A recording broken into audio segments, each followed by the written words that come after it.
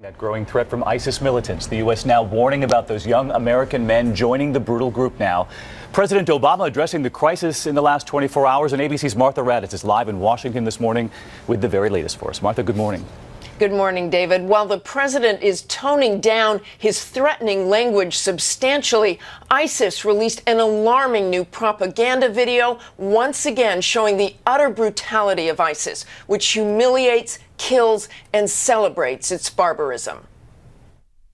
The captured Syrian soldiers, some 150, are stripped to their underwear, forced to march across the desert after ISIS fighters, their black flags flying, took control of a Syrian air base. A short time later, the video shows them lying dead, executed.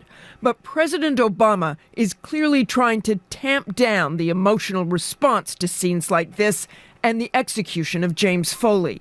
A strategy for dealing with the terror group in Syria will take time, he said Thursday. The suggestion seems to have been that, we're about to go full scale on an elaborate strategy for defeating ISIL. I don't want to put the cart before the horse. We don't have a strategy yet. A stark admission since the threat of ISIS has increased at an astonishing rate in the last year, seizing large swaths of territory in Iraq while establishing a safe haven in nearby Syria.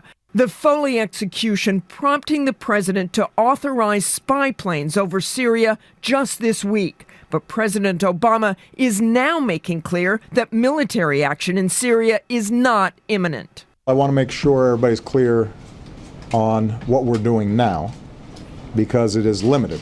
The options that I'm asking for from the Joint Chiefs focuses primarily on making sure that ISIL is not overrunning Iraq.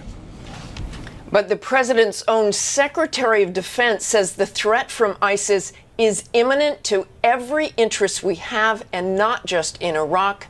Anywhere, David. And Martha, as you know, we were talking about this. I was just back from the Syrian border in Lebanon, documenting the children, the refugees. We'll have that on World News Tonight next week. But these violent skirmishes with ISIS, even there, is there any concern about this message to ISIS, to the world, that the president doesn't have a strategy yet? Well, there is indeed. The president did say he does not yet have a strategy for Syria, and that is creating a lot of concern given that ISIS has been gaining strength for years now, David. All right, Martha Raddatz with us this morning. Martha, thanks as always.